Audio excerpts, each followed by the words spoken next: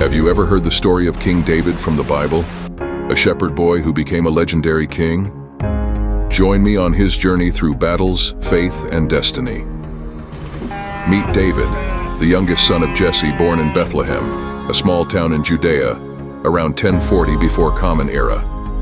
David spent his youth as a shepherd, caring for his father's sheep. This role taught him valuable qualities such as patience, courage, and the ability to protect and guide those under his care. It also gave him a deep connection with nature, which would be reflected in his later writings, including the Psalms.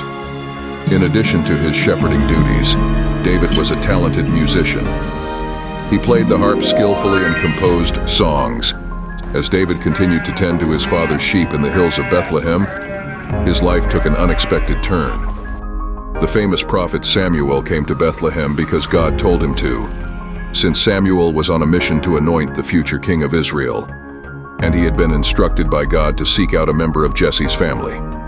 In a moment of anticipation, Jesse and his sons gathered as Samuel arrived. Samuel initially thought that one of David's older brothers, Eliab, who was tall and impressive in appearance, might be the one chosen by God.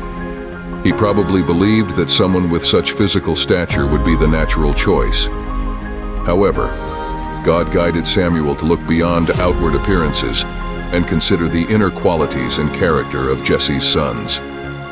Samuel, following God's direction, asked if there were any more sons. Jesse mentioned David, the youngest, who was taking care of the sheep. Samuel insisted on waiting until David was brought before him. When David arrived, the Lord whispered to Samuel, confirming that David was the chosen one. In a special and important event, Samuel poured oil on David's head to show that God had chosen him to be the future king of Israel.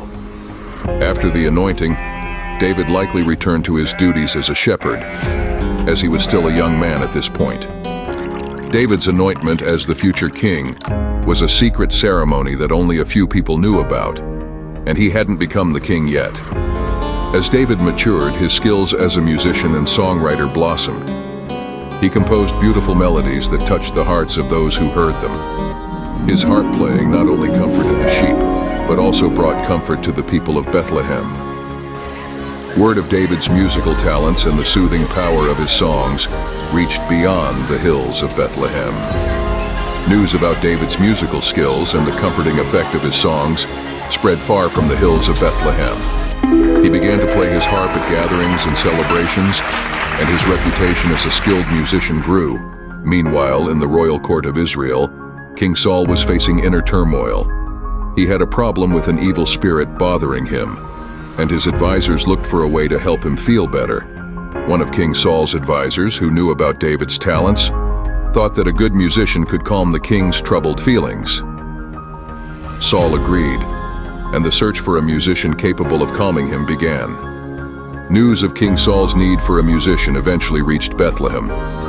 David's dad, Jesse, found out about the chance, so he sent his son to the king's palace with food and his harp. David, now a young man with a strong sense of responsibility and humility, arrived at King Saul's palace. His presence brought a sense of peace to the troubled king, and his harp playing had a calming effect on Saul's troubled spirit.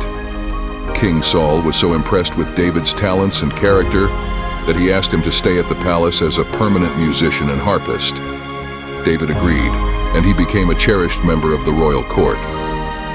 David's time in the royal court gave him valuable insights into the workings of a kingdom, the complexities of leadership, and the challenges faced by a king. It was a period of preparation for his future role as the king of Israel. Despite his newfound position in the palace, David remained loyal to his family in Bethlehem and continued to visit them whenever he could. He kept the secret of his anointing as the future king between himself, his family, and God. As David's fame grew both as a musician and a man of wisdom, he encountered various challenges and adventures in the royal court. Little did he know that his journey was just beginning, and he would have an important part in Israel's history.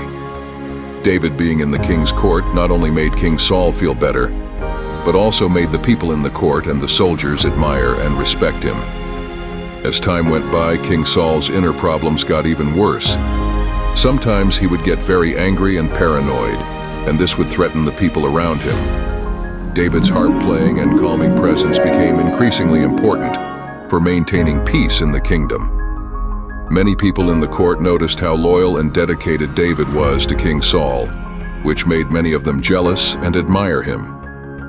One day, news of a great threat reached the kingdom of Israel. The Philistines, who were enemies of the Israelites for a long time, sent a really strong fighter named Goliath to challenge the Israelites to a fight. Goliath was incredibly tall and big. According to the Bible, he was described as being about 9 feet, around 2.7 meters tall. Goliath made fun of the Israelites and told them to send someone to fight him one-on-one. But the entire Israelite army was filled with fear and hesitation. David, who usually took care of his dad's sheep, was asked by his father Jesse to bring food and things to his older brothers. His brothers were soldiers working for King Saul. When David got to the camp and heard Goliath making fun of them, he felt really angry and upset because he thought it was unfair and disrespectful. David thought that nobody should disrespect the God of Israel and make fun of his people. David volunteered to face Goliath, even though he was just a young shepherd boy and not a trained warrior. King Saul, impressed by David's courage and trust in God, agreed to let him confront the giant. Saul offered David his own armor and weapons, but they were too large and heavy for the young shepherd. Instead, David grabbed 5 smooth stones from a stream nearby. With his trust in God and his reliable slingshot, he went up to Goliath. As David stood before the mighty Goliath, the giant mocked him and cursed him in the name of his Philistine gods.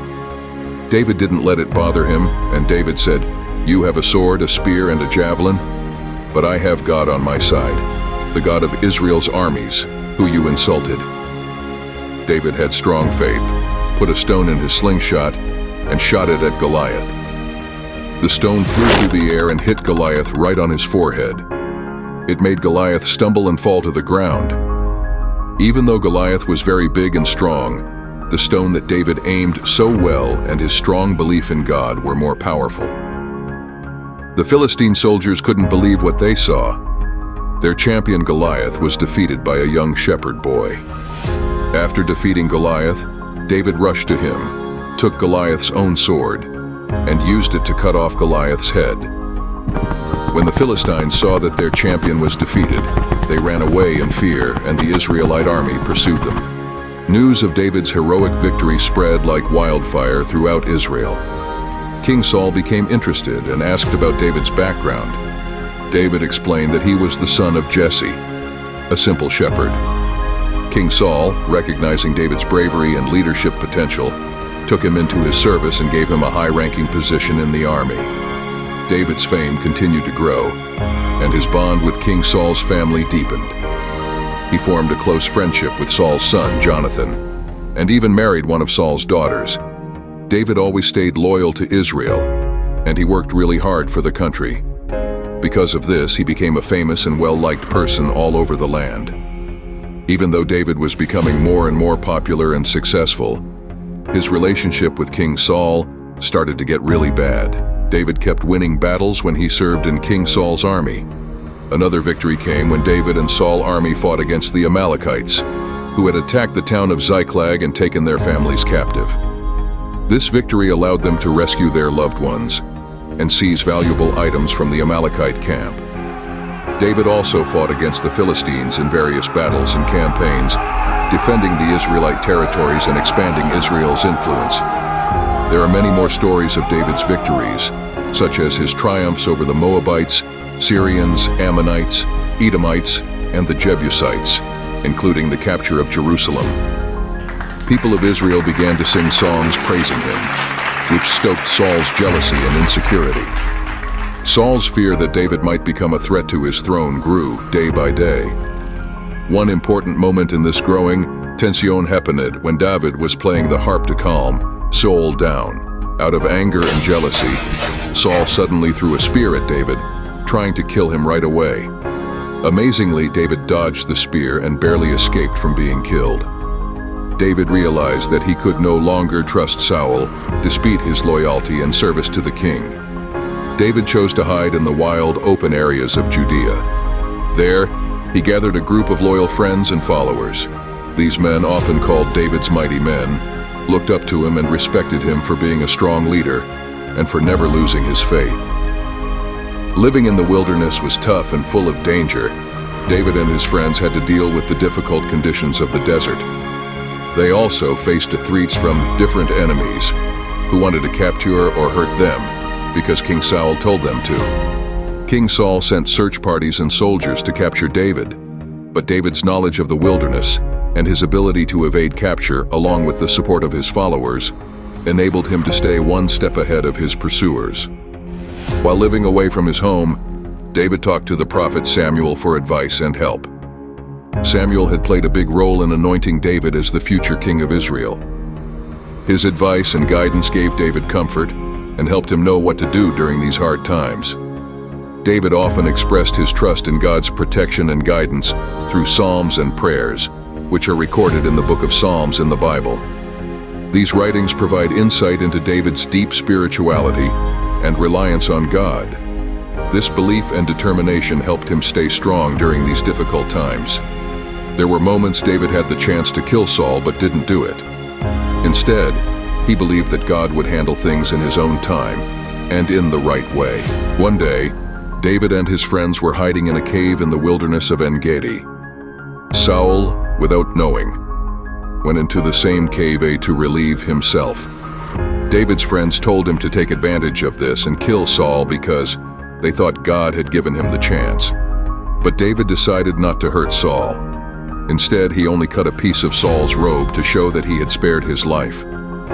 Saul was deeply moved by David's act of mercy and recognized that David was a better man than he had ever been. Saul recognized that David would become king, and he asked David to promise that he wouldn't harm Saul's family.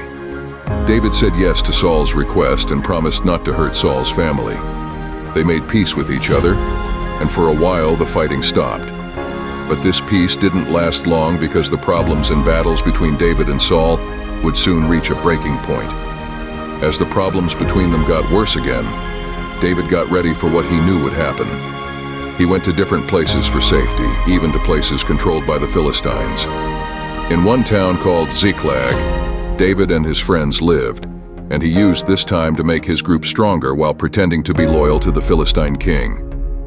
The last big fight between David and Saul happened on Mount Gilboa. Saul led the Israelite army against the Philistines.